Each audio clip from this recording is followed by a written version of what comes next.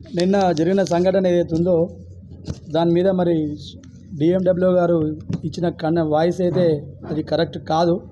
ఎందుకంటే నేను 2021లో ఎప్పుడైతే రెంట్కి ఇచ్చానో బిల్డింగ్ని, ఆ బిల్డింగ్ తీసుకున్నారు. 2024 ఏప్రిల్ వరకు అది అగ్రిమెంట్ ఉంది. ఆ అగ్రిమెంట్ కంప్లీట్ అయిన క్రమంలో మళ్ళీ రీఅగ్రిమెంట్ చేసుకోవాల్సిన అవసరం ఉండే. ఆ రీఅగ్రిమెంట్ ఎప్పుడైతే చేసుకున్న క్రమంలో కూడా నేను మేడంని మరీ అడిగాను. మరి ఉన్న పరిస్థితులలో ఆల్రెడీ బయట వేరే మాటలు వినబడుతున్నాయి, బిల్డింగ్ కాల్ చేపిస్తారు అన్న మాటలు వినబడుతున్నాయి రాజకీయ పరంగా. మరి అలాంటి అవకాశం ఉందా మేడం? మరి ఉన్నట్టయితే మరి మీరు కాల్ చేయండి అని చెప్పడం జరిగింది. ఆ ఏప్రిల్లో చెప్పిన క్రమంలో కూడా ఎలాంటి వాయిస్ ఏం లేదు. మళ్ళీ నాకు వచ్చేసి ఈ అగ్రిమెంట్ జూలైలో జరిగింది. రీఅగ్రిమెంట్ అనేది 2024 నుంచి 2027 వరకు జరిగింది. రీఅగ్రిమెంట్ జరిగే క్రమంలో మరి అప్పుడైతే తను బిల్డింగ్ జరపవట్లేదు మాకు. ఈ ఆల్రెడీ మా పాత ప్రిన్సిపాల్ దృష్టి ఇది మేడం ద్వారా, రజిత మేడం ద్వారా మేము ఇంతకుముందు చెప్పడం జరిగింది, మాకు సరిపోతలేదు, అడిషనల్ రూములు వేయాలి కథా కార్ఖానా. ఎప్పుడైతే రూములు సరిపోతలేవో బిఫోర్ అకాడమిక్ ఇయర్ మరి నా ఏప్రిల్లో కాల్ చేసినట్టయితే నాకు ఎలాంటి ఇబ్బంది ఉండకపోయే పరిస్థితి ఉండేది. అప్పుడు సరిపోని రూములు 2024 జూలైలో అగ్రిమెంట్ చేసే క్రమంలో సరిపోయినవి. సెప్టెంబర్కి వచ్చేసరికి అంటే 2 నెలలు నడిపే క్రమంలో సెప్టెంబర్ 5 తారీఖున నాకు నోటీస్ ఇవ్వడం జరిగింది. ఈ నోటీసు డిసెంబర్ మేము ఖాళీ చేస్తాం 3 నెలల్లోనే, మేము అగ్రిమెంట్ ప్రకారం ఉల్లంఘించకుండా అగ్రిమెంట్ ప్రకారమే మేము వాళ్ళకి నోటీస్ ఇచ్చాం 3 నెలలు అంటున్నా తను. ఓకే, 3 నెలల ప్రకారం నోటీస్ ఇచ్చిన విషయం వాస్తవమే, కానీ అగ్రిమెంట్ 27 వరకు ఉన్నది. జస్ట్ చేసిన 2 నెలలకే మరి ఏం ఇబ్బంది అని తెలియని పరిస్థితి. డిసెంబర్ 5 తారీఖు వరకు ఖాళీ చేసిన బిల్డింగ్ మరి నిన్న జనవరి 6 తారీఖు వరకు కూడా వాళ్ళకి ఏం సోయి లేకుండా ఉన్న పరిస్థితి ఉన్నది. దాంతోపాటుగా ఎప్పుడైతే ఖాళీ చేయమని ఇస్తా నాకు నోటీస్ ఇచ్చారో, నోటీస్ ఇచ్చే క్రమంలో మరి నాకు రెంట్ చాలా బాగా డ్యూ ఉంది సంవత్సరం నుంచి. ఆ డ్యూస్ అనేది ఏవైతే మీరు క్లియర్ చేసి కాల్ చేయండి, నాకు ఎలాంటి ఆబ్జెక్షన్ లేదని కూడా నేను చెప్పడం జరిగింది. అంతేకాక కన్సర్న్ సెక్రటరీ గారు కూడా నేను నవంబర్ 20 తారీఖున రిటర్న్ లెటర్ ఆఫీస్కి వెళ్ళి లెటర్ ఇవ్వడం జరిగింది. మీ డిఎండబ్ల్యూ గారు మరి బిల్డింగ్ కాల్ చేస్తున్నాం నోటీస్ ఇవ్వడం జరిగింది. మరి మీ నోటీస్లో ఉందో లేదో నాకు తెలియదు, కానీ నా బిల్డింగ్ డ్యామేజ్ కూడా జరిగినాయి. ఆ డ్యామేజ్ కూడా అన్నీ కూడా నేను నాకు పర్సనల్ కాదు, ఒక ఇంజనీర్ తోటి, గవర్నమెంట్ సంబంధించిన ఇంజనీర్ తోటి నా ఎస్టిమేషన్ వేయించడం జరిగింది మొత్తం డ్యామేజ్ అన్నీ కూడా. ఈ లెటర్తో పాటుగా నేను 25 నవంబర్ నాడు ఎప్పుడైతే ఇచ్చానో నాకు క్లియర్ రెంట్స్ అనేది పాకెట్ ఉన్నాయని క్లియర్ చేసి మీరు ఖాళీ చేయాలని ఆబ్జెక్షన్ లేదని చెప్పడం జరిగింది. అయినా కూడా ఏమి స్పందన లేదు. ఈ స్పందన లేకపోవడం వల్ల డిసెంబర్ 5 తారీఖు వరకు మీరు కాల్ చేయాల్సిన నోటీస్ ఉన్నది.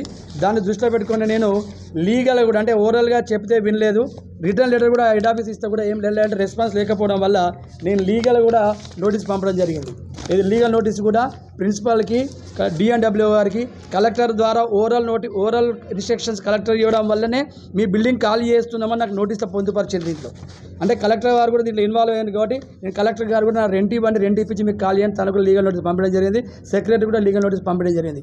ఇది ఇచ్చి ఎప్పుడు అంటే 4 డిసెంబర్, ఎందుకంటే 5కి అయిపోతున్నది కాబట్టి కాల్ చేసేది ఉంటే నేను 4 తారీఖు నాడు పంపించాను, బిఫోర్ ఒక నోటీస్ ఇచ్చాను. దీనికి కూడా ఇప్పటివరకు ఎలాంటి రెస్పాన్స్ నా దగ్గరికి రాలేదు. అది పోను వీళ్ళు ఏదో ఇండైరెక్ట్గా మనకు తెలియకుండానే 7 తారీఖు ముహూర్తం పెట్టుకున్నారు అనే సంగతి కూడా మనకు తెలియదు. మేడం నాకు లాస్ట్ సాటర్డే, అంటే ఈరోజు బుధవారం కదా, లాస్ట్ సాటర్డే నాడు నాకు ఫోన్ చేసేసి సార్ ఇట్లా మేము వెకేట్ చేద్దాం అనుకున్న పరిస్థితి, మరి వెకేట్ చేయడానికి నాకు ఏం ఆబ్జెక్షన్ లేదు, మరి రెంట్ సంగతి ఏంటి మేడం నాకు ఇవ్వాలి కదా అంటే తను మాటలలో కూడా డిప్యూటీ సెక్రటరీ గారు సోమవారం నాడు వస్తున్నారు సార్, ప్రొసీడింగ్ తీసుకొని వస్తున్నారు, మొత్తం అంతా రెంట్ టోటల్ కాకుండా కనీసం ఒక 7 నెలలైనా మీకు రెంట్ ఇస్తారు సార్, ఎందుకంటే మీకు 12 నెలల పైన డ్యూ ఉన్నది. ఆ 7 నెలల రెంట్ అయినా కనీసం మేము లెటర్ పెట్టినాము, ప్రొసీడింగ్ కూడా అవుతున్నది.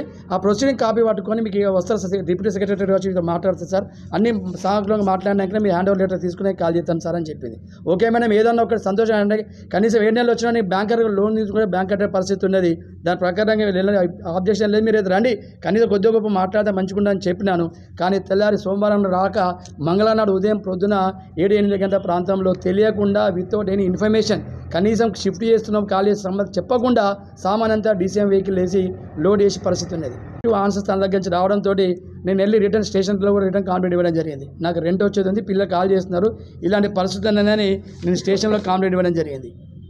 దీనికి స్పందన లేకుండా నేను మళ్ళీ స్కూల్ దగ్గరికి వచ్చేసరికి కనీసం నేను వెహికల్ని అడ్డుకున్న పరిస్థితి లేదు, స్కూల్ కూడా ఏం అడ్డులేదు. కానీ నా మీద ఇర్రెగ్యులర్గా కేసు పెట్టి తీసుకెళ్ళి అరెస్ట్ చేసి తీసుకెళ్ళి నా మీద కేసు పెట్టడం జరిగింది. మేడంకి ఎప్పుడైతే ఇది బిల్డింగ్ సరిపోతుందని తెలిసినప్పుడు బిల్డింగ్ ఖాళీ చేసిన నాకు ఇలాంటి ఆబ్జెక్షన్ లేకుండే.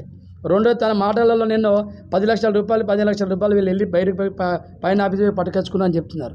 మరి తనకే పైసలు ఇచ్చే అధికారం ఉండి తనే చెక్ ఇచ్చే అధికారం ఉన్నప్పుడైతే నాకు ఎలాంటి ఆబ్జెక్షన్ ఇచ్చేదానికి ఏ ఆబ్జెక్షన్ లేదు.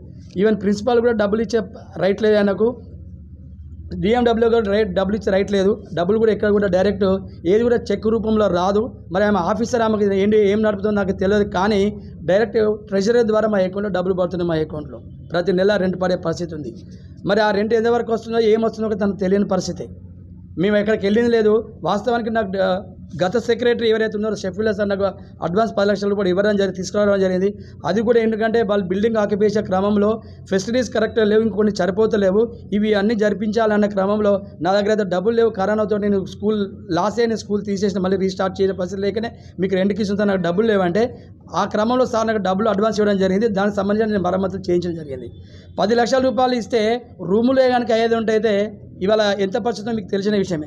రెండోది, ఇప్పుడు ప్రెసిడెంట్ వాళ్ళు వెళ్ళే బిల్డింగ్ క్యాంపస్కి అయితే వెళ్తున్నారో మరి అదైతే ఖాళీకి ఇచ్చే రూపాయలు అయితే కాదు, గవర్నమెంట్ది కాదు, అది ఒక క్వాజీ గవర్నమెంట్ సంబంధించిన బిల్డింగు. దాన్ని కూడా నెలకు ₹1,50,000 రెంట్ కట్టించాల్సిందే. ఆ బిల్డింగ్లో రూములు సరిపోకపోవడం వల్ల అడిషనల్ రూమ్ కన్స్ట్రక్షన్ చేయడం జరిగింది. ఆ కన్స్ట్రక్షన్ ఏదో మీకు అంతగా రిక్వైర్మెంట్ ఉంటే నా బిల్డింగ్ పైన పిల్లర్ వేసిన దాని మీద మీరు కన్స్ట్రక్షన్ చేసుకుని నాకు ఏం ఆబ్జెక్షన్ ఉండకపోవు, నాకు ఇచ్చే రెంట్లో నెల వరకు కట్ చేసుకుని నాకు ఏం అభ్యంతరం, ఎందుకంటే ఇంతకుముందు ఇచ్చిన అడ్వాన్స్ ఏదైతే కట్ చేసుకున్నారో దీనిలో కట్ చేసుకుని అభ్యంతరం ఉండకపోవు. ఇదంతా కూడా వెరీ పర్టికులర్గా జస్ట్ రాజకీయ కక్షతో నా బిల్డింగ్ కాల్ చేసిన తప్ప వేరే ఏం లేదు. ఓకే, ఇంకొక విషయం ఏంటంటే గవర్నమెంట్ బిల్డింగ్లకు మేము షిఫ్ట్ చేస్తున్న ప్రైవేట్ బిల్డింగ్ల కిరాయిలు ఎక్కువ అన్న మాట కూడా నిన్న సాయంత్రం ఎమ్మెల్యేగా రూపం చేసే క్రమంలో మాట్లాడుతున్నారు. ఇవాళ భూపాలపల్లి, జయశంకర్ జిల్లాలో ఎన్ని ప్రైవేట్ బిల్డింగ్లలో గవర్నమెంట్ ఇన్స్టిట్యూట్ నడుస్తున్నాయి ఒకసారి చెక్ చేసుకోండి. భూపాలపల్లి నడి సెంటర్లో జిల్లా కోర్టు ప్రైవేట్ బిల్డింగ్లో ఉంది. కాటా రేగొండ మెయిన్ రోడ్డు మీద విక్టరీ స్కూల్లో బిల్డింగ్ నడుస్తున్నది. లింగాల క్రాస్ దగ్గర నడుస్తున్నది. మిగతా ఎన్నో ఇన్స్టిట్యూషన్స్లో గవర్నమెంట్ ఇన్స్టిట్యూషన్ నడుస్తున్నాయి. అదే కాక గతంలో మహిళా జూనియర్ డిగ్రీ కాలేజ్ సంబంధించిన బిల్డింగ్ సిద్ధార్థ జూనియర్ కాలేజ్ నడిచే క్రమంలో అక్కడ అకామిడేషన్ ఏదో సరిపోకపోవడం వల్ల ఆ బిల్డింగ్ని కంప్లీట్ హన్మకొండ షిఫ్ట్ చేయడం జరిగింది. దానికి దాదాపు సుమారు నాకున్న ఇన్ఫర్మేషన్ ప్రకారం 6 నుంచి 8 లక్షల రూపాయల కిరాయి ఉంది నెలకు. మరి గవర్నమెంట్కి ఆదాయం ఇవ్వాలి, అడిషనల్ ఖర్చు పెట్టద్దు అన్నప్పుడు ఆ బిల్డింగ్ని ఇక్కడ ఏదైనా గవర్నమెంట్ బిల్డింగ్లోకో లేకపోతే అలాంటి గవర్నమెంట్ సింగరేణి ఇన్స్టిట్యూషన్ తీసుకొచ్చి పెట్టుకోవచ్చు కదా, ఎలాంటి ఇబ్బంది లేదు. ఇది ఏమీ లేదు. వ్యక్తిగతంగా నా బిల్డింగ్ జరపవట్లేదు, నా బిల్డింగ్ జరపకపోతే ఖాళీ చేస్తుందని చెప్తున్న సంతోషమే. జూనియర్ కాలేజ్ నడుస్తుంది, టిమిరి జూనియర్ కాలేజ్ నడుస్తుంది, అడిషనల్ చాలా రూములు ఖాళీగా ఉన్నాయి. ఆ బిల్డింగ్ ఖాళీ చేయాల్సిన అవసరం ఏమొచ్చింది ఇవాళ? అంటే వెరీ పర్టికులర్గా తను కానీ నేను కానీ బీఆర్ఎస్ పార్టీలో ఉన్నాం కాబట్టి కాంగ్రెస్ పార్టీకి మారమంటే మారనందుకే పర్టికులర్గా కక్ష సాధింపు ధోరణి ప్రకారమే కాల్ చేసాం తప్ప ఇది వేరేంటి ఆలోచన లేదు. నీకు అంతగానే మా మీద కక్ష లేదు అని అనుకుంటే నువ్వు ఖాళీ చేసిపోతున్నావు, మా డబ్బులు మాకు ఇప్పిస్తే సంతోషం. మీరు ఖాళీ చేయడం మాకు ఎలాంటి ఇబ్బంది కూడా లేదు. మీరు సీఎం గారు మీకు దగ్గర, మినిస్టర్స్ ఎవరి సంబంధం కూడా లెక్క చేయని పరిస్థితి మీది. మరి సీఎం గారు దగ్గర ఉన్నప్పుడు మీరు ఆల్రెడీ గన్పూర్ క్రాస్ రోడ్లో మీరు ఇనాగ్రేషన్ చేయడం జరిగింది. ఇంటిగ్రేటెడ్ స్కూల్ కాంప్లెక్స్కి యంగ్ ఇండియా యూనివర్సిటీ కూడా బిల్డింగ్ అలా శంకుస్థాపన చేయడం జరిగింది. మరి ఎక్కడి వరకు పనులు వచ్చినాయి? మిగతా అన్ని ప్రైవేట్, మిగతా బీసీ, ఎస్సీ, ఎస్టీ, మైనార్టీ అన్ని కలిపి ఇంటిగ్రేట్ చేసే క్రమంలో ఉన్నప్పుడు మీరు త్వరితగతిన దాన్ని కంప్లీట్ చేసి మిగతా అన్ని కూడా రెంట్లు కట్టకుండా ఆ స్కూల్లో షిఫ్ట్ చేస్తే పిల్లలకు మంచి అకామిడేషన్ కల్పించినట్టయితే చాలా సంతోషం. మొదట ఆనందపడేది మేమే. ఎందుకంటే నేను ఒక ఎడ్యుకేషనలిస్ట్ని, నేను ప్రైవేట్ స్కూల్ నడిపినా పిల్లలకి ఎలాంటి ఫెసిలిటీ అవసరం కూడా నాకు తెలుసు కాబట్టి మంచి ఫెసిలిటీస్ పొందించి మంచి క్వాలిటీ టీచర్స్ పెట్టి చదువు చెప్పిస్తే పిల్లల భవిష్యత్తు బాగుంటే చాలా సంతోషం, ఆనందకరమైన విషయం. మరి ఇప్పటికైనా ఎమ్మెల్యే గారు నా మీద కనుక వ్యక్తిగతంగా కక్ష లేకపోతే, ఎలాంటి కక్ష లేనట్టయితే నాకు ఇవ్వవలసిన రెంట్ ఆల్రెడీ కాల్ చేస్తున్నారు, నేను ఏం ఆబ్జెక్షన్ చేయలేదు.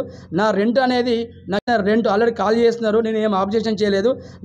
అనేది నాకు ఇప్పించినట్టయితే మీకు ధన్యవాదాలు.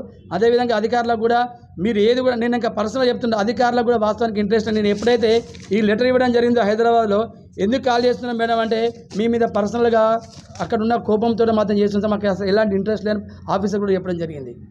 అంటే ఏ అధికారి కూడా షిఫ్ట్ చేయాలని ఇంట్రెస్ట్ లేదు, కానీ పర్సనల్ గ్రడ్జ్ పెట్టుకొని కాల్ చేస్తున్నారు.